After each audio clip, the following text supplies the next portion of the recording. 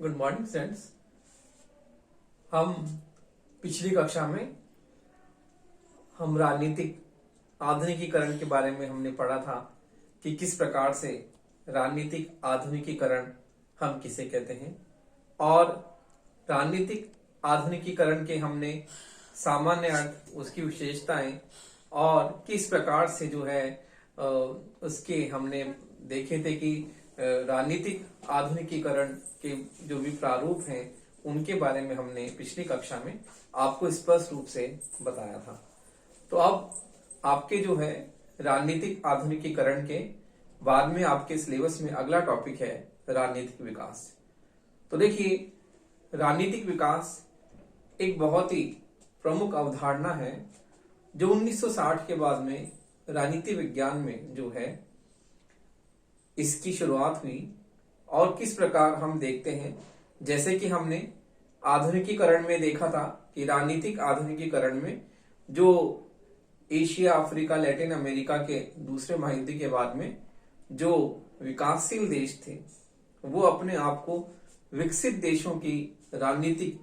व्यवस्था में अपने आप को जो है उस तरह से उसके स्तर तक पहुंचने के लिए प्रयत्नशील रहे। और हमने देखा कि किस प्रकार से जो है एक राजनीतिक व्यवस्था जो है वह विकसित राजनीतिक व्यवस्था के लक्षणों को जो है ग्रहण करने के लिए हमेशा तत्पर रहती है। तो इस प्रकार राजनीतिक विकास जो है उसमें हम देखते हैं कि किस प्रकार हम किसी व्यवस्था में देखते हैं कि उसमें राजनीतिक विकास हमें दिखाई देता है। तो देखिए, राजनीतिक विकास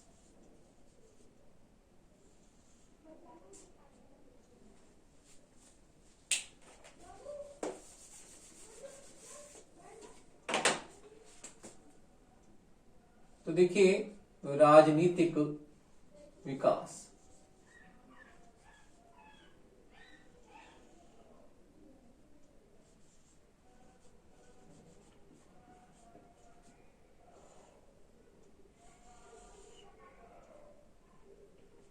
तो देखिए राजनीतिक विकास की अवधारणा 1960 के बाद हुई और इसकी उत्पत्ति का जो श्रेय हम देखते हैं गैर पश्चिमी विकासशील देशों की राजनीतिक व्यवस्थाओं में जो उथल पुथल होने लगी, जो परिवर्तन होने लगा, उसके कारण राजनीतिक विकास जो है राजनीति विज्ञान में इस अवधारणा को जो है प्रमुख रूप से इसका अध्ययन होने लगा। और यह अवधारणा गैर पश्चिमी जो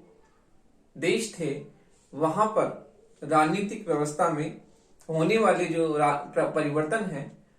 उन परिवर्तनों के कारण इस राजनीतिक विकास का जो है वो आरंभ शुरू हुआ। और 1960 के बाद में राजनीति विज्ञान में राजनीतिक विकास की नई अवधारणा का जन्म हुआ। तो इस प्रकार हम देखते हैं कि विकासशील देशों की राजनीतिक व्यवस्थाओं में होने वाले असामान्य परिवर्तन जो थे उनके लिए राजनीतिक संरचना को, राजनीतिक व्यवस्था की संरचना को समझने के लिए उस सामाजिक, आर्थिक, राजनीतिक पर्यावरण को भी समझना आवश्यक था कि वो क्या है। तो देखिए, इस प्रकार से राजनीतिक विकास जो है हम उसमें गैर पश्चिमी देशों में जो वहां पर राजनीतिक व्यवस्था में परिवर्तन हो रहे थे उन परिवर्तनों को जो है किस प्रकार से हमने उन परिवर्तनों को देखा और उसमें जो है राजनीतिक विकास हमने देखा कि कहां वहां पर राजनीतिक विकास की अवधारणा जो है हमें दिखाई देती है।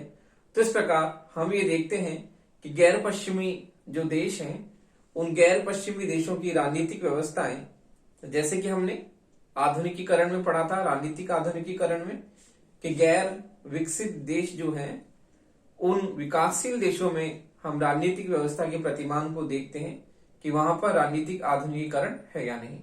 इसी प्रकार से गैर पश्चिमी देशों पे जहां पर राजनीतिक परिवर्तन हो रहे थे, उथल पुथल चल रही थी राजनीतिक व्यवस्था में, तो इस प्रकार वहां पर होने वाले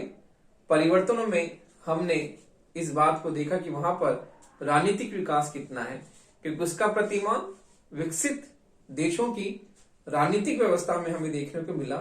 कि विकसित देशों में हम देखते हैं किस प्रकार से वहां पर राजनीतिक व्यवस्थाएं लोकतांत्रिक रूप में वहां पर जो है शासन हो रहा है, और वहां पर किस प्रकार से हम ये देखते हैं कि राजनीतिक व्यवस्था एक विकसित देश में किस प्रकार जो है सही ढंग से कार्य कर रही है। तो वो प्रतिरूप जो था विकसित देशों में हम देख रहे थे, तो उसे हम राजनीतिक विकास का प्रतिमान कह सकते हैं। और इसी प्रकार से गैर पश्चिमी देश भी उस पैमाने को प्राप्त करने के लिए निरंतर जो है प्रयत्नशील रहे कि वो वहां पर हम देखते हैं कि वहां पर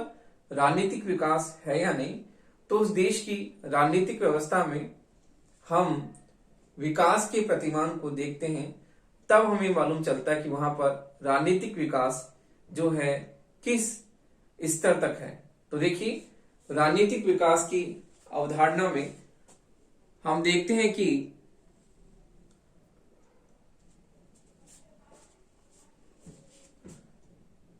विकासशील देशों में एशिया, अफ्रीका और लैटिन अमेरिका के देशों में विकासशील देशों की सामाजिक, ऐतिहासिक, आर्थिक, सांस्कृतिक परिस्थितियों का अध्ययन किया गया। तो इस प्रकार से वहां पर होने वाले राजनीतिक व्यवस्था में जो विभिन्न परिवर्तन हो रहे थे, उन परिवर्तनों के फलस्वरूप राजनीतिक विकास की अवधारणा का क्या हुआ, आरंभ हुआ, इस उपागम का जन्म हुआ। तो वहां पर जो राजनीतिक व्यवस्था में किस प्रकार से परिवर्तन हो रहे थे, उन परिवर्तनों को देखते हुए और उन परिवर्तनों के अध्ययन के लिए जो है राजनीतिक विकास की अवधारणा का जो है स्थापना की गई। तो देखिए, विकासशील देशों में राजनीतिक परिवर्तनों के तुलनात्मक अध्ययन के लिए राजनीतिक व्यवस्था सिद्धांत तथा जो है राजनीतिक विकास की जो अवधारणा जो है वो बहुत ही उपयोगी सिद्ध हुई। तो विकासशील देशों की राजनीतिक व्यवस्था का अध्ययन करने के लिए जिस प्रकार से हम सामान्य व्यवस्था सिद्धांत की बात करते हैं, उसी प्रकार से जो है राजनीतिक विकास की अवधारणा भी जो है बहुत ही उपयोगी सिद्ध हुई इन विकासशील देशों की राजनीतिक व्यवस्थाओं का अध्ययन करने के लिए। तो देखिए, इस प्रकार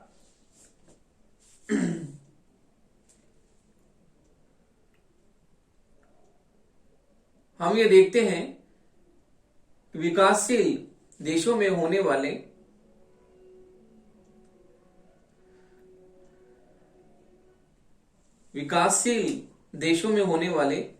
राजनीतिक परिवर्तनों के विकासशील देशों में होने वाले विकासशील देशों में होने वाले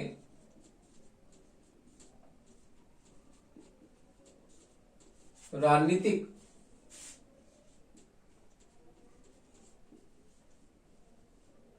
विकासशील देशों में होने वाले राजनीतिक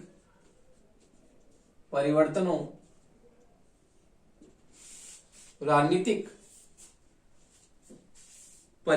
के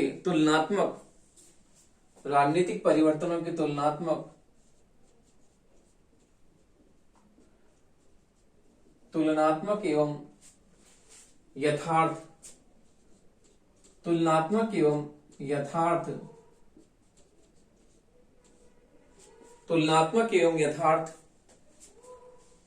अध्ययन की दृष्टि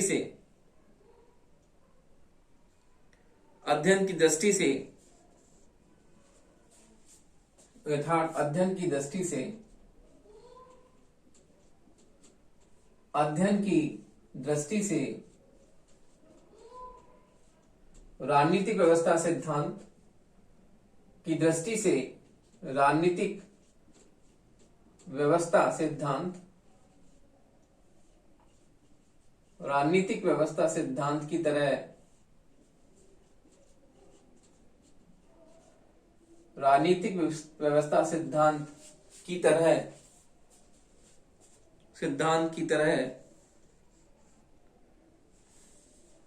राजनीतिक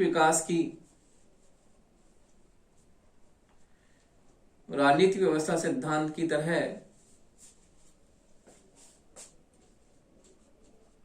राजनीतिक विकास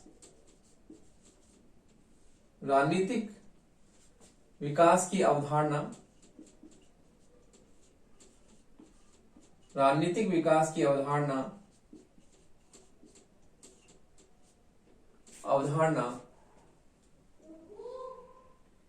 अत्यंत उपयोगी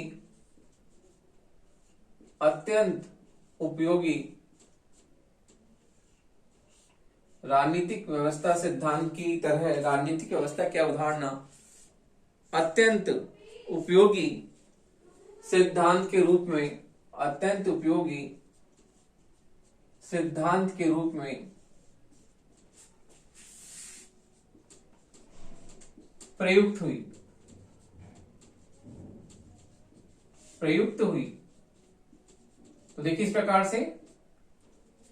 राजनीतिक विकास की अवधारणा जो है विकासशील देशों में होने वाले राजनीतिक परिवर्तनों के तुलनात्मक एवं यथार्थ अध्ययन के लिए, जैसे कि संरचनात्मक प्रकारात्मक उपागम, जैसे कि राजनीतिक व्यवस्था सिद्धांत, ये सब उपागम जो है अस्तित्व में आए कि इनका अध्ययन अधिक यथार्थवादी और तुलनात्मक ढंग से किस प्रकार किया जाए इन देशों की राजनीतिक व्यवस्था में होने वाले परिवर्तनों के लिए। तो उसके लिए राजनीतिक विकास की अवधारणा भी जो है बहुत ही अत्यंत उपयोगी सिद्ध हुई इन देशों में होने वाले परिवर्तनों के अध्ययन के लिए। तो इस प्रकार हम देखते हैं कि राजनीतिक विकास की अवधारणा जो है इन अन्य उपागमों से भी अधिक उपयोगी सिद्ध हुई है। तो अब हम राजनीतिक विकास का अर्थ एवं परिभाषा देखते हैं कि राजनीतिक विकास का अर्थ परिभाषा क्या है।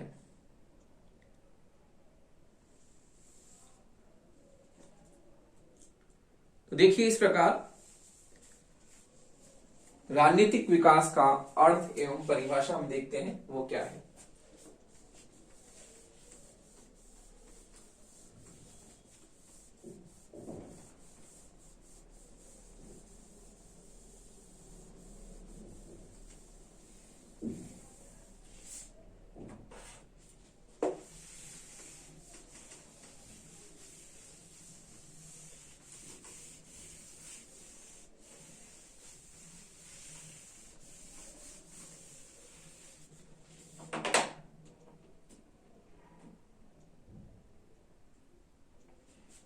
देखिए राजनीतिक विकास का अर्थ एवं परिभाषा। राजनीतिक विकास का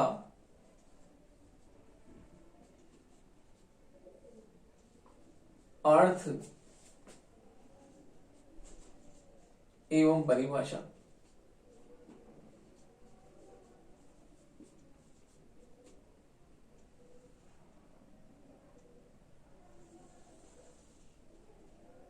तो देखिए द्वितीय महायुद्ध के बाद द्वितीय महायुद्ध के बाद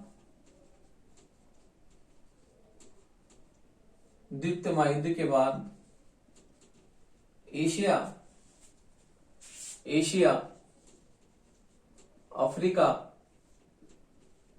अफ्रीका और लैटिन अमेरिका, एशिया अफ्रीका और लैटिन अमेरिका के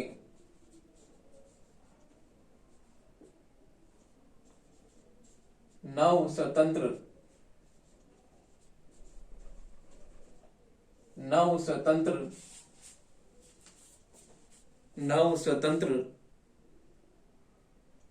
देशों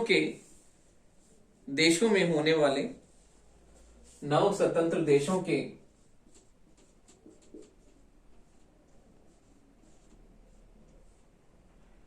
नव स्वतंत्र देशों में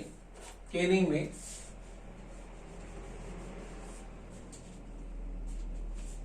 नव स्वतंत्र देशों में होने वाले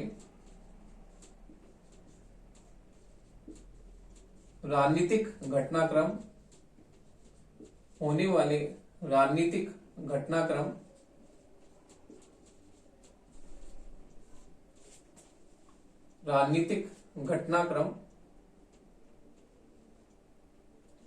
या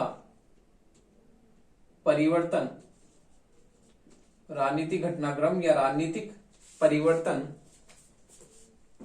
राजनीतिक परिवर्तन को समझने के लिए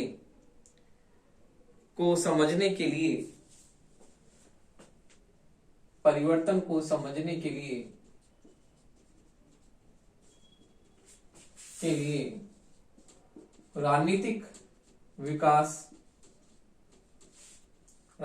विकास उपागम की अवधारणा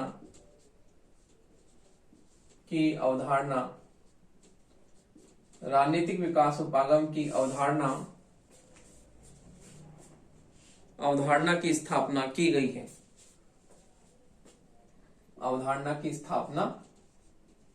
है।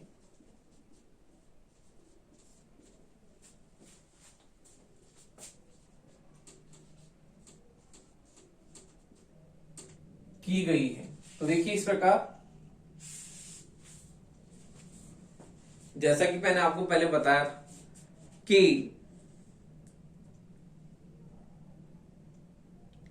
तो देखिए इस प्रकार राजनीतिक विकास जो है इन देशों में होने वाले राजनीतिक परिवर्तन की क्या करता है, अध्ययन करता है और उसका तुलनात्मक अध्ययन करके वहां की समस्याओं को प्रमुख रूप से समझता है और फिर उनके समाधान के लिए भी उपयुक्त जो है हल प्रस्तुत करता है। तो इस प्रकार द्वितीय महायुद्ध के बाद में, दूसरे महायुद्ध की समाप्ति के बाद में एशिया, अफ्रीका और लैटिन अमेरिका के नव स्वतंत्र देश जो हैं वो अस्तित्व में आए और उन देशों में जो भी राजनीतिक परिवर्तन, राजनीतिक घटनाक्रम, राजनीतिक उथल पुथल हुए, उनको समझने के लिए जैसे कि सामान्य व्यवस्था सिद्धांत की स्थापना की गई राजनीति विज्ञान में, उसी प्रकार से संरचनात्मक प्रकारात्मक उपागम की स्थापना की गई और इन उपागमों में सबसे जो श्रेष्ठ जो है वो राजनीतिक विकास उपागम बहुत ही महत्वपूर्ण रूप से उपयोगी सिद्ध हुआ और वहां की राजनीतिक व्यवस्था में होने वाले जो भी महत्वपूर्ण घटनाक्रम थे उन घटनाक्रम को इस राजनीतिक विकास उपागम के माध्यम से जो है बहुत महत्वपूर्ण जो है अध्ययन इसने प्रस्तुत किया। तो इस प्रकार हम देखते हैं कि राजनीतिक विकास जो है इन देशों की राजनीतिक प्रक्रिया में राजनीतिक विकास उपागम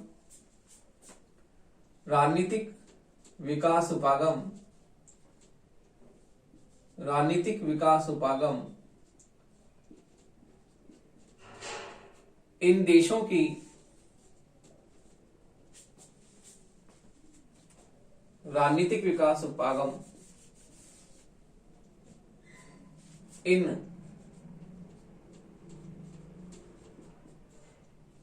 राजनीतिक विकास उपागम इन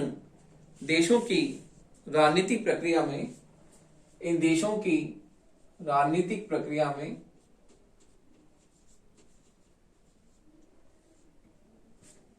इन देशों की राजनीतिक प्रक्रिया में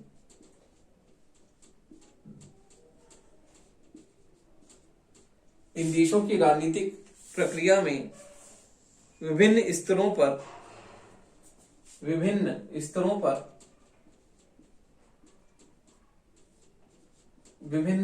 पर होने वाले विभिन्न स्तरों पर होने वाले परिवर्तनों का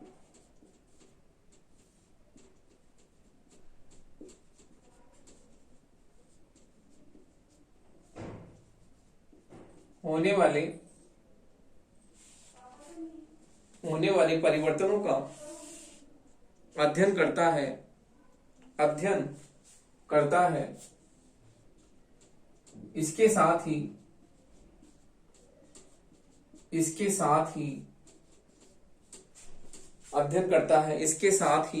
राजनीतिक प्रक्रिया के सामने विभिन्न चुनौतियों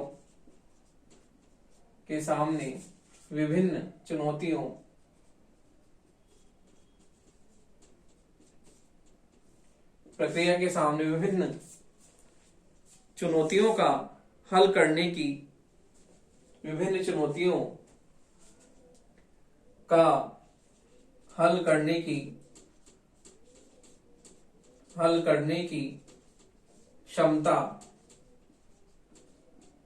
हल करने की क्षमता के विकास का भी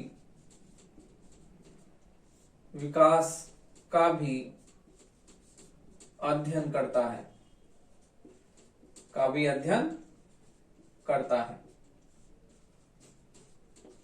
विभिन्न चुनौतियों का हल करने की क्षमता के विकास का भी अध्ययन करता है। तो देखिए, इस प्रकार से हम देखते हैं कि राजनीतिक विकास जो है नव स्वतंत्र देशों की जो भी राजनीतिक घटनाक्रम या जो राजनीतिक परिवर्तन वहां पर हो रहे थे, उनको समझने के लिए इस उपागम का जो है स्थापना हुई। और हम देखते हैं कि देशों की राजनीतिक व्यवस्था में विभिन्न स्तरों पर होने वाले परिवर्तनों का अध्ययन करने के लिए, इसके साथ साथ ही राजनीतिक प्रक्रिया के सामने विभिन्न चुनौतियों का हल करने की क्षमता के विकास का भी अध्ययन जो है इसने प्रस्तुत किया। तो इस प्रकार हम देखते हैं कि राजनीतिक विकास जो है इन विकासशील देशों की राजनीतिक प्रक्रियाओं का अध्ययन करने के लिए और वहां पर जो चुनौतियां प्रस्तुत हो रही थी उनका हल करने के लिए इस उपागम की स्थापना हुई। और ये उपागम अन्य उपागमों से बहुत ही उपयोगी सिद्ध हुआ और इसने वहां की राजनीतिक समस्याओं का बहुत ही यथार्थवादी ढंग से उनका जो है अध्ययन किया और उनकी समस्याओं का बहुत ही सूक्ष्म अध्ययन करके वहां जो चुनौतियां प्रस्तुत थी उनका भी अध्ययन किया और उनका अध्ययन करने के बाद में उनके समाधान के जो हल थे वो ही बहुत ही महत्वपूर्ण और प्रभावपूर्ण तरीके से प्रस्तुत किए। तो इस प्रकार से राजनीतिक विकास की अवधारणा जो है अन्य जो भी उपागम है उससे बहुत ही महत्वपूर्ण और उपयोगी सिद्ध हुई। तो हम देखते हैं कि राजनीतिक विकास जो शब्द है, इस राजनीतिक विकास शब्द के बारे में विद्वानों में जो है मतभेद है। सभी विद्वान इस राजनीतिक विकास शब्द का अपने अपने ढंग से अलग अलग अर्थ निकालते हैं। तो हम देखते हैं, कुछ कहते हैं राजनीतिक विकास में आर्थिक विकास भी समाहित है, सामाजिक विकास भी समाहित है। तो इस प्रकार हम देखते हैं कि राजनीतिक विकास की अवधारणा जो है उसमें अनेक जो है परिवर्तनों की बात की गई है। तो इस प्रकार हम देखते हैं कि राजनीतिक विकास जो है बहुत ही महत्वपूर्ण अवधारणा है और इसने किस प्रकार से जो है इन विकासशील देशों का बहुत ही तुलनात्मक और यथार्थवादी जो है ढंग से अध्ययन किया। तो हम अब देखते हैं इसकी परिभाषा के बारे में। कुछ विद्वान राजनीतिक विकास का मतलब राजनीतिक आधुनिकीकरण की प्रक्रिया से भी रखते हैं। तो देखिए, राजनीतिक विकास की परिभाषा के बारे में जो है बहुत ही महत्वपूर्ण विचारक हैं, उन्होंने लिखा है, उनका नाम है J.M. मैकेंजी। तो देखिए, J.M.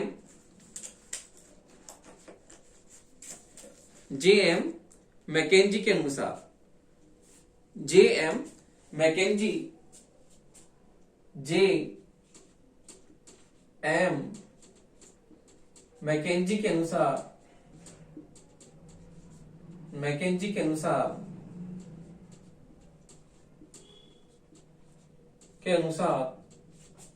राजनीतिक विकास का,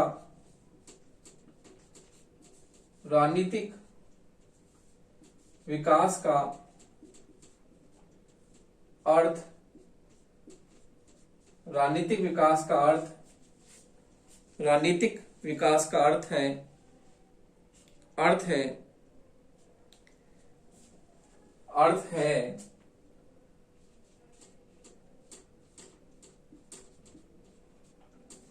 राजनीतिक विकास का अर्थ है उच्च स्तरीय अनुकूलता के साथ, उच्च स्तरीय, उच्च स्तरीय अनुकूलता के साथ, अनुकूलता के साथ अनुकूलन, उच्च स्तरीय अनुकूलता के साथ अनुकूलन करने की क्षमता, अनुकूलन करने की क्षमता, अनुकूलन करने की क्षमता। तो देखिए अगली विचारधारा है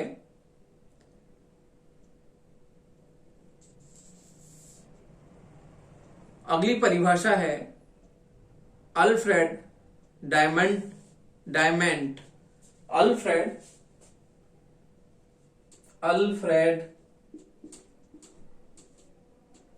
डायमेंट के अनुसार, अल्फ्रेड डायमेंट के अनुसार राजनीतिक विकास, राजनीतिक विकास, अल्फ्रेड डायमेंट के अनुसार राजनीतिक विकास ऐसी प्रक्रिया है, राजनीतिक विकास ऐसी प्रक्रिया है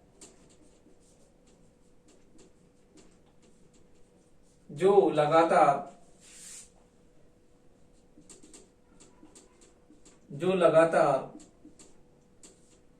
बढ़ने, जो लगातार बढ़ने वाली, जो लगातार बढ़ने, जो लगातार बढ़ती रहने वाली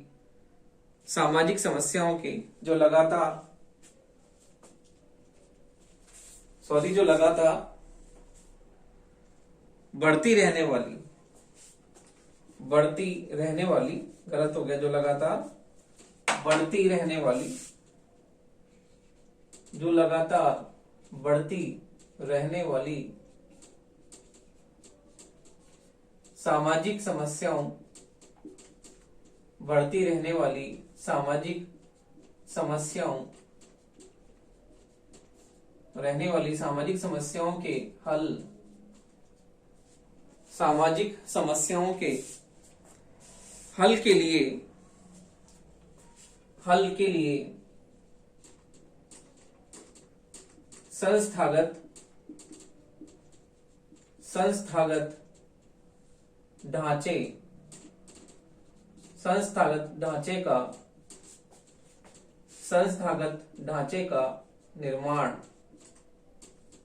संस्थागत ढांचे का निर्माण करती है, संस्थागत ढांचे का निर्माण करती है। तो देखिए इस प्रकार संस्थागत ढांचे का निर्माण करती है। तो इस प्रकार देखिए विचारकों ने अलग अलग परिभाषाएं जो है राजनीतिक विकास की दी है और उन्होंने बताया है कि किस प्रकार जो है राजनीतिक विकास जो है समाज की उच्च स्तरीय अनुकूलता के साथ में क्या करना है, अनुकूलता के साथ अनुकूलन करने की क्षमता है। तो देखिए राजनीतिक विकास का अर्थ जैसा कि मैकेंजी ने बताया कि उच्च स्तरीय अनुकूलता के अनुकूलन करने की क्षमता, अर्थात निरंतर जो है विकास की ओर अग्रसर रहने की क्षमता को क्या करना, विकसित करना। इसी प्रकार से डायमंड की परिभाषा के अनुसार राजनीतिक विकास ऐसी प्रक्रिया है जो लगातार बढ़ती रहने वाली सामाजिक समस्याओं के हल के लिए संस्थागत ढांचे का निर्माण करती है। तो देखिए, इस प्रकार से हम राजनीतिक विकास की जो परिभाषाएं जो विचारकों ने अलग अलग दी है, उसके अनुसार ये कह सकते हैं कि राजनीतिक विकास जो है एक ऐसी प्रक्रिया है जिसमें हम देखते हैं कि निरंतर बढ़ने के लिए जो है इसमें बात की जाती है कि हमेशा जो व्यवस्थाएं हैं वो उच्च स्तरीय व्यवस्थाओं में क्या हो, परिवर्तित हो। तो इस प्रकार राजनीतिक विकास की जो प्रक्रिया है वो उच्च स्तरीय अनुकूलता के साथ में अनुकूलन करने की क्षमता का क्या करना है, विकास करना है।